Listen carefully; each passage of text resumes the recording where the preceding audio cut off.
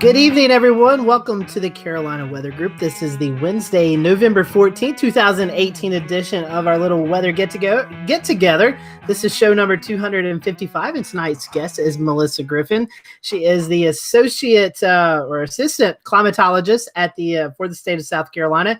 And also, I guess we can go ahead and break the news, our newest panelist. So we're happy to have Melissa on. If you have seen any of our programs during Hurricane Florence and Michael, you probably seen Melissa as a guest. So we liked her so much that we just said, hey, you got to come back for more. So after tonight, Melissa will no longer be a guest. She'll be part of the panelists. So we're looking forward to that. But before we do that, we do have some weather to take care of. This is a live broadcast, so we are talking about winter weather towards the end of the show. So if you have any questions for us, go ahead and submit those into us. We'll be monitoring Facebook, Periscope, YouTube. We will try to get to your questions for the winter weather event, also the flood threat across both North and South Carolina. So for a little brief overview of what's to expect, I'm going to toss it to James Brierton, who has some new graphics for us to look at, and he's going to give us a rundown what is going on right now at the 8 o'clock hour. Yeah, very fancy graphics here, but it's going to help set up the conversation, Scotty. So as of the 7 o'clock hour, about an hour ago, winter storm warnings went into effect in the North Carolina high country. So this is the foothills, this is the mountains. On the map behind me here, you can see those outlined in pink. So if you're in Asheville, if you're in Boone, you have a winter storm warning because all of this rain that we've been experiencing over the course of the last 2 days, well, it's going to continue as we head through the overnight and into tomorrow. But as temperatures drop down tonight, we're expecting to see a little icing with that. Before we advance to the next slide, the other thing I want to show you here is even if you're not in the high country, all of those counties outlined behind me here in green,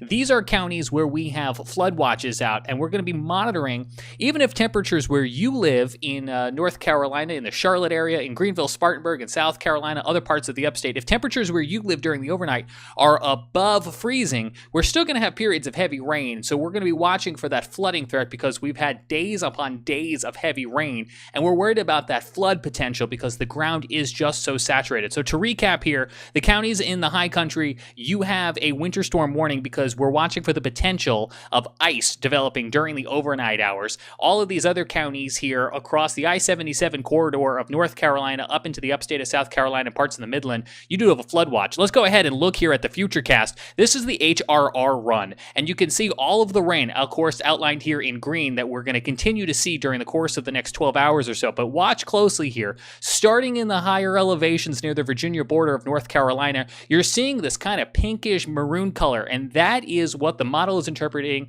to be some frozen precipitation. So what we are expecting by the time you wake up to go to work tomorrow is in some pockets ice accumulation that could range between 1/10 of an inch and 1/2 an inch of rain. We actually have a graphic, a couple more down here, that will show you exactly what that anticipated ice accumulation is. Let's go ahead and pop that up. And you can see that across the two-state area of North Carolina and South Carolina, we're talking about a relatively small area where the ice will peak up towards 1/2 an inch or so. But if you live in any of these counties, you're going to wake up tomorrow to realize that it is November and this winter weather has set on in. Now, if you live in other areas in the high country here, we do want you to maybe delay travel if you can during the overnight. If you can wait, or if you do need to go out on the roads, do travel cautiously because we could see some frozen precipitation or some sleet as we head on through the overnights. If you aren't aware, winter is really kind of creeping up on us here. This graphic is showing what is in play for everyone else across western North Carolina and upstate South Carolina. This is the potential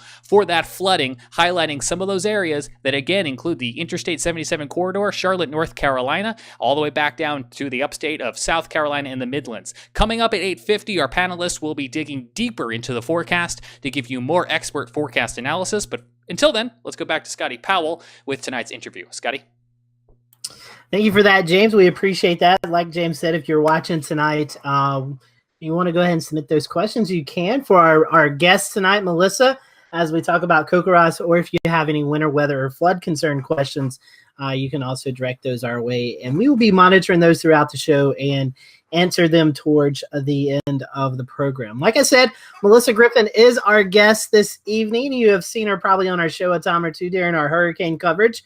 But tonight she's actually going to talk about what she really does for her real day job there at the climate office in South Carolina. Melissa, welcome to the program. We hope you're doing well tonight. Thank you guys for having me. I really do appreciate it. No problem, no problem. So, Melissa, we've had you on a guest, especially during our hurricane shows, to kind of talk about the flooding potential in the state of South Carolina. But we've never really had a one-on-one interview with you until tonight. So, our first question that we always ask our first-time guests is, how did you get caught up into this crazy weather thing that we do? Oh, goodness gracious. Probably would be my first memory. Everyone who starts as a meteorologist, ends up as a meteorologist, or loves weather has a memory. And that memory would be Hurricane Gloria, 1986. I lived in Maryland at the time. I was little. And that was kind of my first foray into weather and getting excited about it. And from there, it was wondering whether or not we were going to have snow days. Was I going to miss school? Getting up in the morning, watching the TV meteorologist and trying to figure out, was it going to be a 2-hour delayed opening, or were we going to be out of school that day? And it just kind of progressed from there. Sorry, I hit the wrong button there. And Melissa, talking about that, you obviously went to Florida State. You have connections to the Florida area. Talk to us about your career moves, how you got to your current position. I know you had a stint there in Florida. You also worked a little bit with Weather STEM, which we also have a proud partnership with those that we can talk about later on, maybe tonight or in the coming weeks. So talk to us about your professional career, how you got to where you are now in South Carolina. Well, I started working for the Florida Climate Center directly out of college right after I graduated from Florida State, and working with the Center for Ocean Atmospheric Prediction Studies down at Florida State. And I was there for about 15 years. And then I started working for Weather STEM and using and loved their mission of using weather as a teaching tool for STEM education. And from there, went and did a year in Kentucky. I worked at the Kentucky Mesonet for a year in the Kentucky Climate Center. And just by the fate, whatever you want to call it, ended up back in the Southeast here in South Carolina, serving as the Assistant State Climatologist.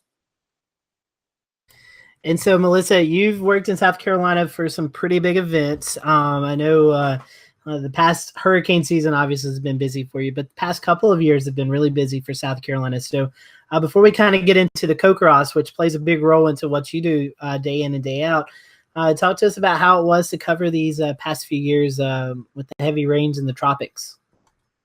It's been really kind of interesting. I mean, I got to South Carolina earlier this year, and so it was kind of a trial by fire coming in, and it was heavy rains earlier in this past summer in the Charleston area, almost 9 inches in a 24-hour period in some locations around where Daniel Island is, and then coming out of that and going straight into Florence and seeing some of these amazing storm totals from this particular storm.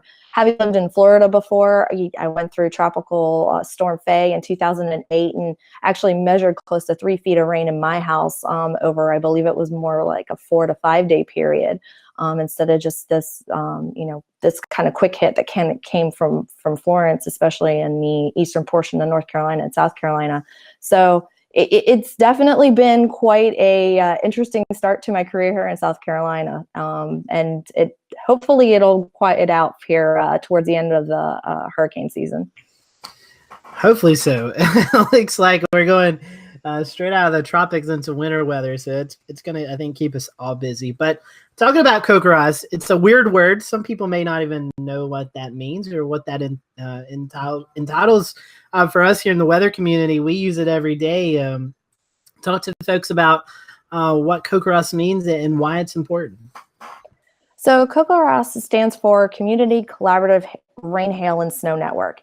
And it's actually been around for about 20 years now. It got its start in 1998, and that was part of the response of the Fort Collins flood of 1997.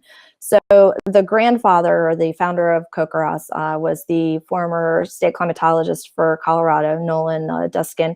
And his idea was, let's empower people in the area. Let's talk to some students. Let's talk to some family members. Let's put some rain gauges out and just actually look at the variability of rainfall. And this came from that flood, the 1997 flood of Fort Collins. They actually had close to 15 inches of rain in the foothills. And at the official observing sites, they had close to 2 to 3 inches. So all this water fell in the foothills.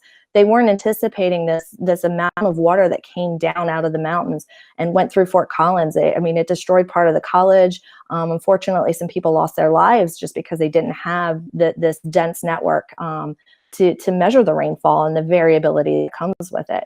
So that's kind of a little bit about background of how it got started.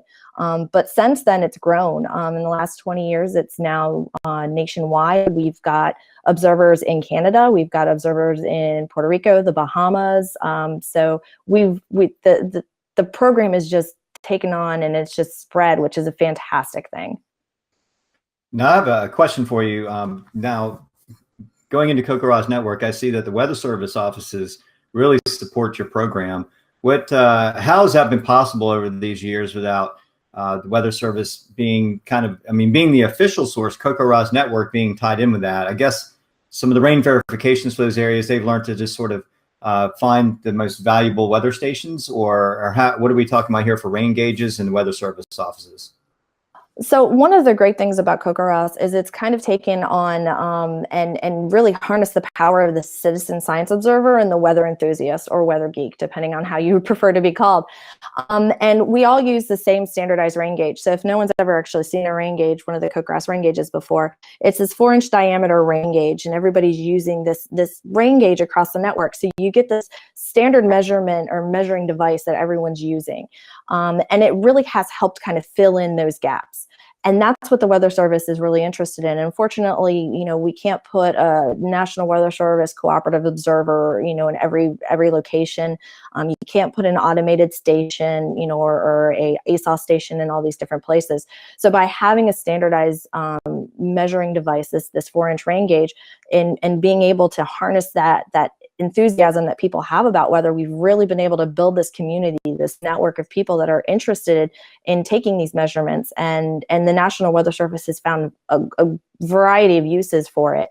Whether it's an observer who's submitting what they call a significant weather report if they've had a substantial amount of rain in a short period of time, or even those 24-hour reports that we get every day.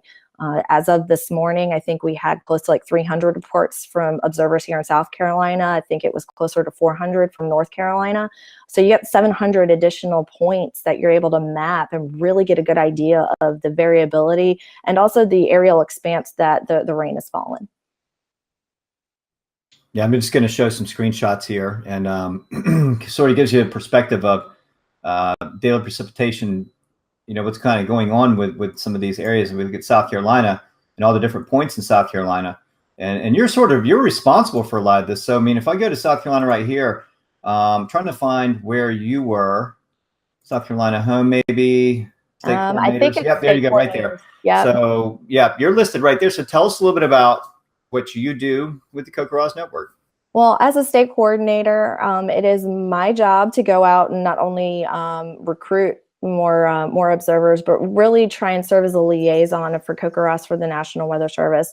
And that can be, helping them identify areas where we may need rain gauges, and also kind of bring everybody together. When I came in back this summer, one of the first things that I did was I wrote out a newsletter, and I did an overview of the last couple of really big events that have occurred over South Carolina, and how Cocoros has been able to play a valuable role in measuring those particular values. So it's acting as a voice for Cocoros, a local voice for Cocoros.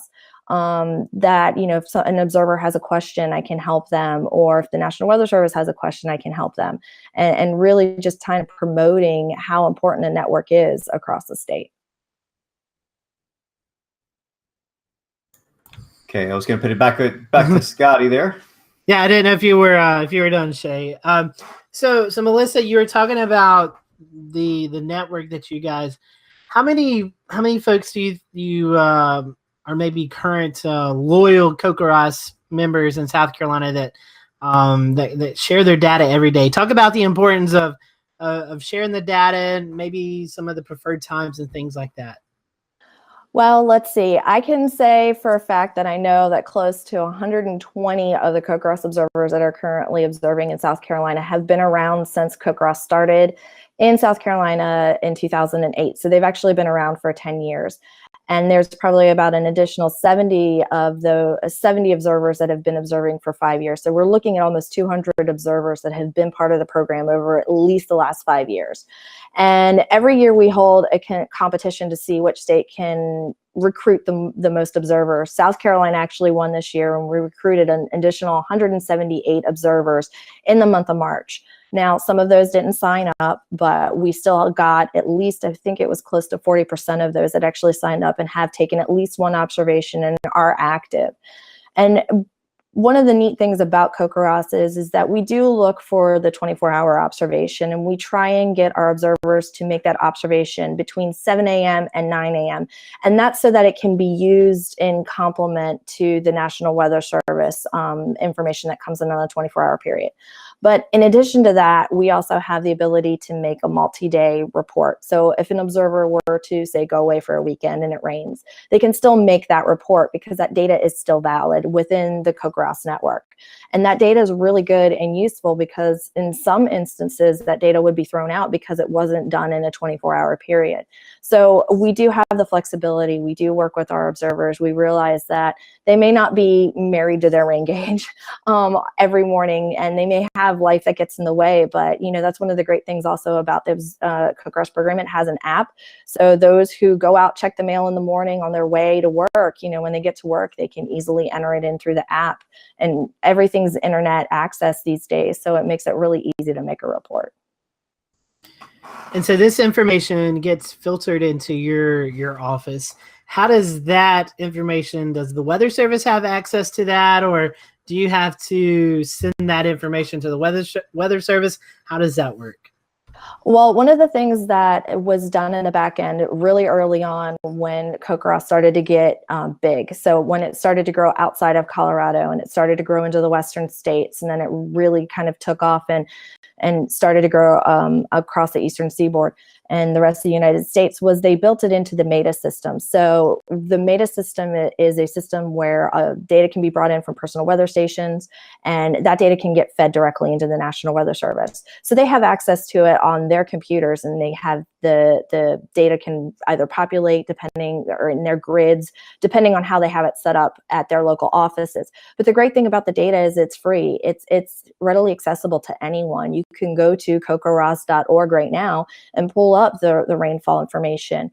And so you find people who are using the data that we didn't realize were using the data before. So we thought the National Weather Service is going to use the data. And then we found out, well, mosquito control was using the data, and agricultural extension agents were using the data, and the drought monitor was using the data, and teachers were using the data. They were bringing it into the classroom. And so as the program has continued over the last 20 years, we find more and more people that are actually going and pulling the data, and they're using it, whether, it's their, hey, I don't know if it rained yesterday in such and such a place, but hey, I know there's a CoCoRaHS rain gauge there, and they'll go check it out. So we really have tried to make it easy so that the data is accessible and it is available to anyone who's interested in precipitation data. So you're talking about rain, kind of the big thing, but you also said CoCoRaHS has a snow and hail element to it. So how does that work? So CoCoRaHS measures rain, hail, and snow. So the rain is the easy part. You put the rain gauge out there, it's going to collect, and you measure it. The snow is something that's definitely, especially coming from Florida, trying to measure snow was a little bit of a problem and a challenge, considering we don't get that much snow. Was one of the great things about living in Florida. But CoCoRaHS has created a variety of training that is available through the website that shows you how you can go through and you can use the rain gauge to capture the snow. So not only can we measure how much snow has fallen using a snow stick, but we can also measure SWE, or snow water equivalent, which is really important, especially when you get out in the West and they're depending on the water from that snowpack as their water resources for the rest of the year. So being able to measure the snow is really important. So snow depths, we even have modules that teach you how to do ice accretion, which in the mountains is tonight, Scotty, if you had a rain gauge, you may end up with a little bit on that rain gauge. With the freezing rain. And in addition to that, there's also the component with hail. And the hail is not necessarily measured with the rain gauge, but it's measured through what we call a hail pad. And there's a guide that shows you how to go and make a hail pad, and they're really easy to use as to make, because you're using foam and you're using aluminum foil. You're noting where you put it out, when you put it out, where due north is, and that information is something that you'll see more people in the plains and like the Rocky Mountain area where they're more susceptible to get hail. That's where they'll usually do that measurement. And Melissa, I have another question now. Not only does CoCoRaHS do rain, hail, and snow, but they also do evapotranspiration from the ground soil or nearby water. So can you tell us a little bit about that? I'm going to pop this up on the screen. This is for Jared. So I'm going to go ahead, pull this up, because this is also another part of the CoCoRaHS network right here. So evaporation of water. So tell us a little bit about this.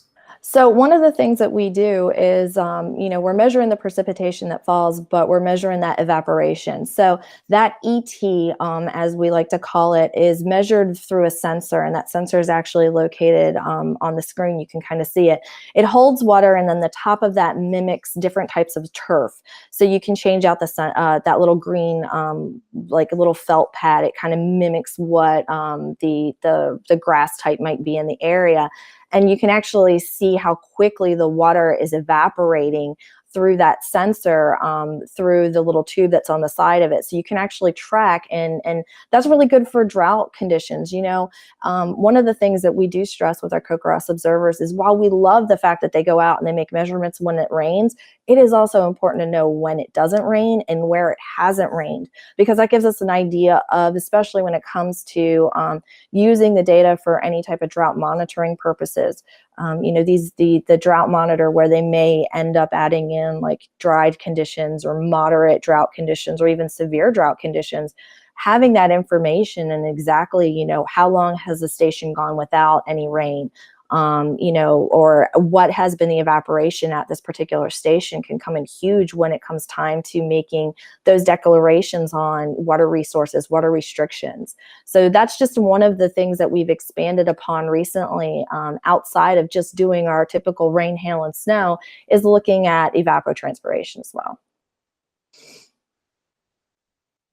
Very cool. Thank you for explaining that. I didn't know if we went to get into how people can sign up. I know we've already had some user questions, Scotty, unless we want to keep going with some other material first.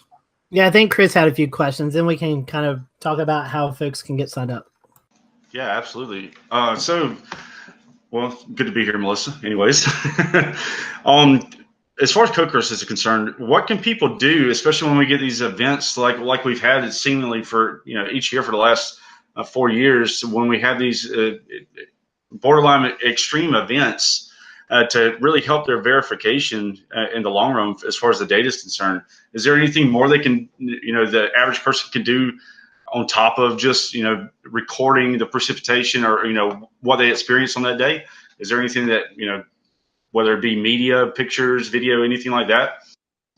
That's actually a really good question. One of the things that we do, when you fill out your CoCoRaHS report for the day, we're looking at the time that you made the report, the amount that you made, but there's also a comment section. And so having that quantitative data is great, having the numbers, but the qualitative data can be just as important. So say, for instance, you note the time when the rain started, when it stopped, when the heaviest rain started, when it stopped. If you had any unusual flooding, if you noticed, water standing in areas where it hadn't before. I mean, the comments that our CoCoRaHS observers provide are great. They really do provide some extra information, and and some of them are quite amusing. Somebody a couple of days ago said, I had, what was that? I think it was like 0.62 inches plus or minus the weight of a dead spider. So, I mean, they can be kind of anecdotal too. We've gotten frogs trapped in rain gauges, spiders, birds sitting on rain gauges. There's pictures of bears near rain gauges, especially in the mountainous areas. But those comments really do help in being able to provide that. And that's also where having the state coordinator come in. So if you've experienced an event, you've taken pictures, you have video, that information is great. You can pass it along to a state coordinator, and then they can get it to their proper sources, whether it's hydrologists at the National Weather Service or someone at the River Forecast Center, so that information can get passed along. Right, and that's something I see is really important also from a social science standpoint, is building a partnership with people in the community that necessarily aren't meteorologists, and like we said at the top of the show, maybe weather nerds or weather weenies or just enthusiasts, whatever you want to call yourself. But that's the way really to form a partnership and really be able to provide better data when these events do happen. And the anecdotal stuff that's awesome, because I mean everybody needs a little bit of humor and reality in life. It's at some point. Well, that's one of the things is by having that local look at the area, every individual knows their neighborhood. They know where the water is going to stand, where what roads might be impacted if there's a flood, and that may not be information that we have. And that's where having the that local knowledge really does come in handy, and it can be something that can be passed along to, say, the National Weather Service if they need to look at the amount of rain that's fallen and have verification for do we need to issue a flash flood warning or an urban stream flood warning, or do we need to start looking at other precautions. Having that anecdotal information sometimes is just as valuable as having that actual number. Of course, and just to kind of finish up, I guess my few little questions here and kick it back to Scotty. I know Scotty was going to talk about what people can do to join CoCoRaHS, but I'm going to ask something that maybe goes a little further than that. Where do you see CoCoRaHS going in the future? What do you think something the program can do to expand to attract more people and also provide better data? Well, I mean, we're always looking at different ways to expand the information that we're serving. So if you actually go and look at the website, it's come a long way since even 2008 when South Carolina joined the program. We've gone to measuring, evaporation. There are different ways now to make condition reporting. There's the Carolinas Integrated Science Assessment Team, the CISA team, which is a research team that's based in North and South Carolina. They've created a condition monitoring tool that allows the observers to make comments about drought and flood conditions in their area, so that we're able to monitor that. Things are being done not only on a point like we have the CoCoRaHS data, but now we're also looking across watersheds. We're looking across the smaller watersheds, the larger watersheds, to see what water's coming down the way. I mean, we're always looking at ways to try and improve messaging. We're always trying to recruit new people, because we do have an attrition rate. You do have people that finally move from an area and no longer report, or you have people that just drop out of the program. So we're always trying to bring in new observers. And somebody even asked me once, well, you've already got 20 observers in this particular county. Do you really need more? And the answer is always yes, we definitely need more observers. I mean, everybody makes the comment, and it's kind of funny to hear it, but oh, well, it rained on this side of the street, but it didn't rain on the other side of the street.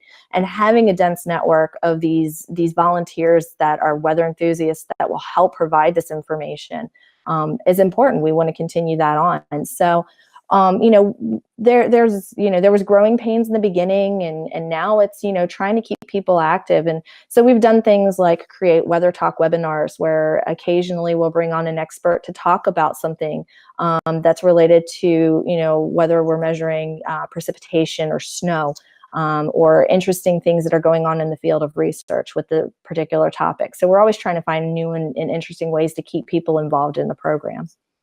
Right, and you just brought up a really good point, talking about it might be 20 people in one area that are already observers, and that to the average person that may seem like a lot, but when we stand back from a weather forecasting standpoint, even some of the most highest resolution models that we have available today, like the HER, for example, the high resolution rapid refresh, it's only on a 3-kilometer grid space. So the grid space is basically the data points go every 3 kilometers. So,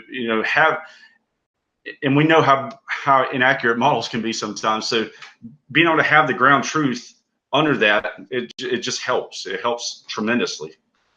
Yeah, and that's one of the benefits of CoCoRaHS. It really has helped with ground truthing. And, the observers have been amazing. Just in the past year alone here in South Carolina, they measured snow along the coast, which I think we had a CoCoRaHS observer that had close to 8 inches of snow along the coast in January. We had CoCoRaHS observers in the end of July that were reporting, I mentioned, like the 9-inch rainfall total in a day, in the downtown Charleston area. And then, of course, Florence. We had CoCoRaHS observers that were in areas that were outside of the evacuation zones that were making reports, going out continually, checking their rain gauges when they had a break and they knew it was safe to go check the rain. And, we had a couple of our observers in Horry County that had over 23 inches of rain from Florence. And that's, information that, you can look at and you can get an estimate from radar, but actually having that ground truth value is really important. Speaking of radar, it's also very important to calibrate what the radar is doing with the ground truth, with everything in real time. And I know that, when we're working, rain events, here in Charleston, Weather Service is constantly asking for, is like, anybody have any rain gauge reports? Because we need this to calibrate, we calibrate the radar. Dual pole has gotten really good, but it's not as good as a properly sighted gauge on the ground. Yeah, and I know, Jared, for, you're bringing that up, and I know that the event, back in July, with the amount of rain that fell in the Charleston area, and you just go right outside of the downtown area, and the amount of rain dropped off drastically. Mm-hmm. So downtown area, you were looking at closer to, almost 9 inches, and I think just across, the peninsula, it was down to 3, and a little bit further out from that, you're talking maybe 10 miles mm-hmm. was the difference between 1/10 of an inch and almost 10 inches of rain. Yep. So being able to have those points and help ground truth those estimates from radar really do help the National Weather Service. That goes for sea breezes as well. Along in the warmer months, we get the cumulus pileups inland, and where the sea breeze front drifts in, and then it drops rainfall inland. Maybe not even at the beaches, but just, like you said, it's a matter of, some people, we kind of joke around about the backyard effect. Well, the backyard's higher than the front yard, but it really kind of rings true. From block to block in some areas, it can vary greatly. So yeah, it's valuable. More data is good data. So the more points of data we have for anything, rain, wind, you name it, it's good stuff. So Melissa, before we kind of wrap up with the CoCoRaHS information, several folks are wanting to know how they can get involved with the program. Some in South Carolina, some in North Carolina. How can they go about that? Well, the first thing that we'll have you do is go to cocorahs.org, and I'll ask either Scotty or Jared or somebody to make sure that link is available in the comments. And there's a button that says Join Now. And you just fill out the application. It's going to ask some information because we do need to know where you're located so that we can properly cite, the spot of where you're going to be collecting your data. And that'll at least get you started. Now from there, you'll have to order a rain gauge. And like I said, this is the rain gauge that we use. We don't use one that's available from like the Home Depot.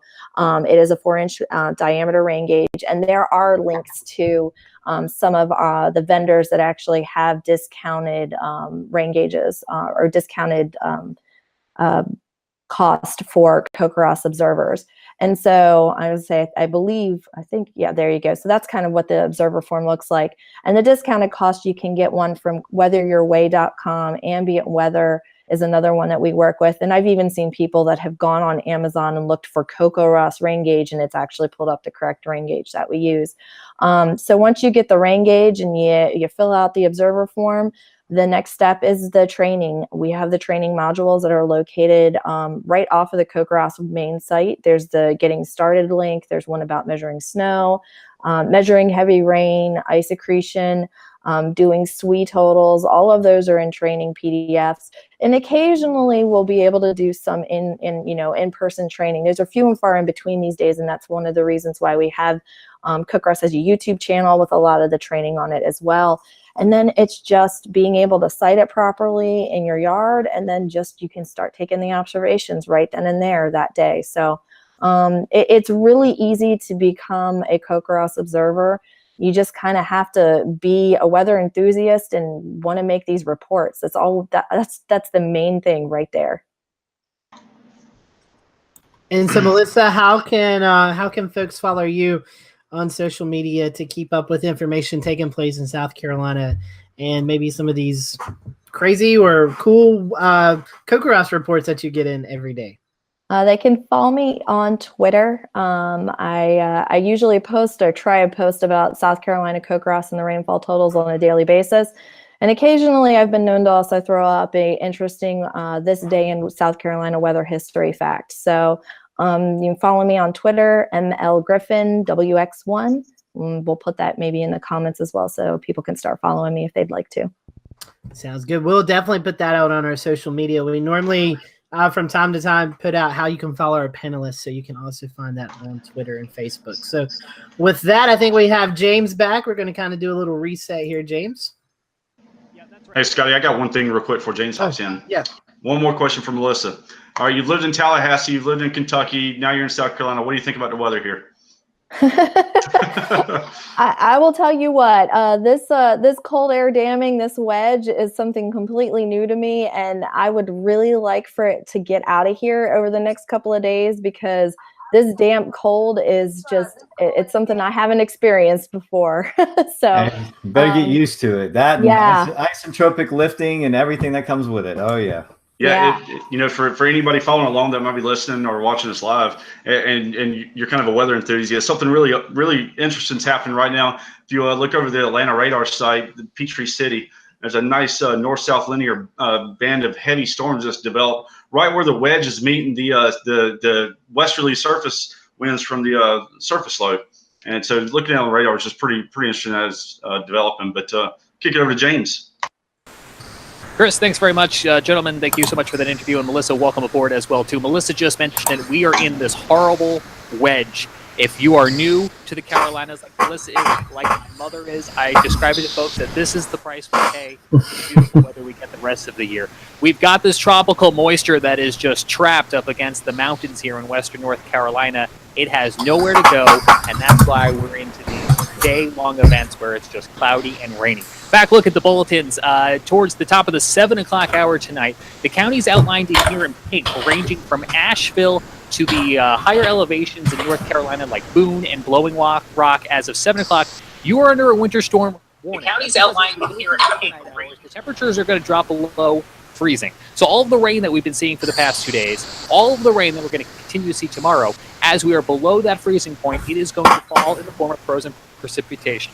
No, we are not talking about snow, but we are talking about the possibility of freezing rain, sleet, and as was mentioned during tonight's interview, freezing ice accumulations. Now, even if you're in a place like Charlotte, North Carolina, where you're lucky enough to be above freezing, if just barely, during the overnight hours, you're still going to have periods of heavy rain. So that's why everyone from upstate South Carolina, along Interstate 85, along the I-77 corridor, even towards the middle parts of the state, like Greensboro, Winston-Salem, you're all under flood watches because we've had 2 straight days of rain. The ground is like a sponge that is just saturated. It can't take much more water. And as more rain continues to fall from the sky, it's going to need a place to go. And so it's going to begin to run off into other areas. Let's take a look at the Futurecast. You can actually see what this precipitation is going to look like here on simulated radar from the HRR model over the course of the next few hours. Green is rain. Those pink kind of purplish areas that you see across the higher elevations, that is what the computer is interpolating as the areas that we're going to see frozen accumulation, again, in the form of freezing rain, sleet, and some ice accumulation. So if you don't have to go out tonight and you live in the mountains, stay home, have a hot chocolate, sit by the fire, because take a look at these ice accumulations. Some of these areas, especially in the darker red, you could be waking up to half an inch of ice accumulation. And even if you don't live in one of these areas here where we're going to see some of the forecasted ice accumulations, again, we're going to be watching for that flooding threat. We have one more graphic I want to show you, and it's going to show you that once again, this whole weather event, this whole weather threat, even if it is falling in liquid form rain, is going to be all along the I-85 corridor, the Interstate 77 corridor, as that flooding threat continues. Scotty?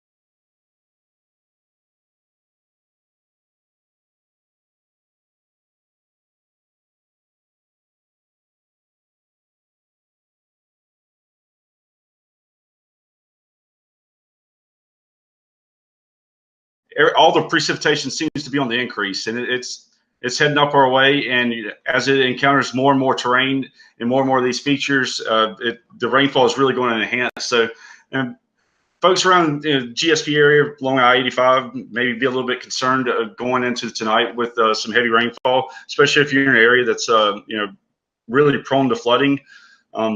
Just be on the lookout, and make sure you have a weather radio or some means to get warnings as any may be issued.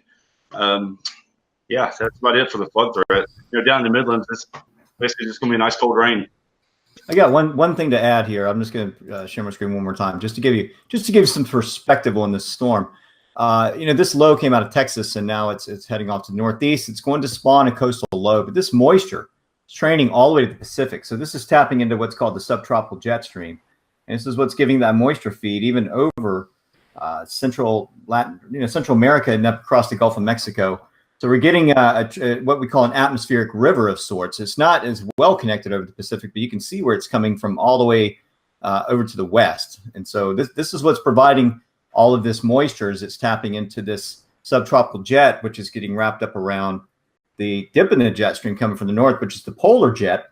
So when those two kind of combine on the southern latitudes and they get caught together, you get a jet streak, and you get rain and a stream of moisture aloft in the atmosphere up over the southeast region. And this happens this time of the year. We see this kind of thing happen where you get this moisture stream overhead. And so that's when you get high pressure ridge over Indiana or the Great Lakes area pushing down that colder air, that's what causes this cold air damming. And so we see that very frequently in the southeast. And Shay, it looks like this may be a taste of what's to come this winter. This has been a really active southern jet that you were talking about, jet stream. And if this is any indication, over the past, about month or so, we've had storm after storm. It seems like every 4 or 5 days that's come in and produced some heavy rain. And so as we go into the winter season, this definitely could be the trend in what we see. And it wouldn't surprise me at all that a few of these storms do produce some big winter storm makers. So again, watch out for the flash flood threat. And a big concern tonight, it's dark outside. So if you're traveling early tomorrow morning before the sun comes up, if you see any road or water going over the roadways, just turn around, don't drown. I mean, it's definitely not worth it. There's so many risks there. And just if you see barricades or water over the roadway, just turn around, find an alternate way. I do want to mention a few school closings and delays before we jump off tonight. Allegheny County schools in the North Carolina mountains will be on a 2-hour delay tomorrow. Stokes County in the North Carolina foothills, that's on a 2-hour delay. Yadkin County up in the North Carolina mountains, 2-hour delay, as well as Watauga County up in the North Carolina mountains. That's a 2-hour delay. And that is all the reports that we have right now for school closings and delays. So I'm sure with the freezing rain threat and the ice threat, we'll see probably some of those happen overnight, and we'll probably see some school outages or at least delays tomorrow. And James, don't mean to put you on the spot, but I'm sure that I'll bring you back in as we kind of wrap up some things. I'm sure we'll probably have some live cams going throughout the evening that folks can see the icing in the mountains. That's right, Scotty. As I make my way back over to the control room, grab my microphone, we will be watching some of those cameras. You already mentioned we're getting some reports in right now of freezing rain and sleet across the mountains. So as best as that will show up on cameras, we'll try to bring it to you during the overnight. But as Scotty mentioned, when you get going in the morning, you'll probably want to check in with media in your neck of the woods and find out exactly if work and school is happening for you. Definitely so. Well, we're going to log off, but James, do you want to share some news? I mean, we've had a pretty big week today. We kind of alluded to it on our social media platforms. As we log off tonight, you are executive producer, so kind of tell us some of the things that's been going on over the past few days. Oh, well, I'm going to continue to tease folks, but what I can tell everyone is that on Monday, a bunch of us got together in Columbia, South Carolina, which, if you are familiar with our show, we're spread out all over the place, so it's not often that we're all together. But we got together, we had a little bit of what some folks may call a hackathon, where you sit down and you bang some things out. So we've done some paperwork, we've taken what was a podcast that Ricky and Scotty and some other folks, was it 5 years ago now, Scotty? Yeah, we're approaching 5 years, December 4th. That's right. So we are now an official limited liability incorporated company in the state of South Carolina. What does that mean for you at home? Probably not a whole lot, but we're going to be using that as the foundation for things that will be affecting you. So as we head into 2019, we're looking forward to bringing you some expanded services, expansions of our show. We are accepting your feedback at any time. We want to know what it is that you like about the Carolina Weather Group, what it is that you don't like about the Carolina Weather Group, because we're looking to give this whole thing a fresh coat of paint as we head into 2019 to continue to bring you these weekly interviews going in depth about science and weather and technology here in the Carolinas, but also to expand upon that to bring you more live weather coverage throughout the week to keep you informed, educated, and to a pretty good extent entertained. So whether you're a viewer or maybe you're a business looking for some new advertising opportunities, let us know what's on your mind. We'd love to talk with you, and we're looking forward to a really great upcoming year. Scotty? Definitely so, James. Exciting times happening. A little bit of the news tonight. Melissa joining us as a full-time panelist. So we're happy to have Melissa on with us as we go into the rest of 2018 into 2019. So let's kind of look at the schedule to come next week. We're actually off again. I know we were off just a couple of weeks ago, but it is the Thanksgiving holiday. So we're going to be spending it with our family and friends. So no show next Wednesday night. We'll probably re-rack one of our shows that we've done over the past few months and show that. So there will be a presence of Carolina Weather Group next Wednesday. We just won't be live as we celebrate the Thanksgiving holiday. As we look towards November 28th, we're going to have Dr. Tracy Farna on. She's going to be talking about the red tide. You may have heard about that in Florida. We're going to be talking about the red tide and just the impacts that it's had on the coastal Florida and how weather's contributed to that. So that is November 28th. On December the 5th, we're going to be having a world-renowned hurricane chaser, Mark Sudduth, on. He's going to be talking to us about some of the data that he collected during Hurricane Florence and Hurricane Michael. So those are some exciting shows. We end December with a special guest. We can't announce that yet, but we're going to be talking about kind of the year in review, kind of sum up everything that's happened in the year of 2018 weather-wise. And then the last Wednesday, December 19th, we're going to have an open mic night. We haven't done one of those in a while, and we love doing that where we can just kind of chatter about things that are going on in the weather community. Normally when we schedule these open mic nights, there's some kind of big weather event that happens. So mark it on your calendars, December 19th. Something big may be happening. It always seems to work that way, but that's kind of what our schedule looks like for the end of the year. We're excited that you'll be with us on this journey, and we look forward to bringing you some new and exciting news as we enter the 2019 season. So for everyone here at the Carolina, go ahead, Shay. Scotty, I wanted to say one thing real quick. I know that we're having our guest on Red Tide coming at the end of the month, but I do want to put the word out there for anybody watching, or if someone catches this show today, tomorrow, or the next day. If you live down in Florida and you are experiencing red tide conditions in your area, I strongly encourage you not to go in the water. There's been a lot of reports. Some beaches have been closed for respiratory issues. And that in particular is from a bacterial strain in red tide called Carina brevis, which is a neurotoxin. So it's going beyond just your respiratory issues. It's actually affecting your brain. So I would stay away from those beaches if you're down in those areas experiencing the red tide right now. If you're into paddleboarding, kiteboarding, you name it, wind and water sports, I can't say enough. Our guest may be here in 2 weeks, but between now and then, please stay away from those areas.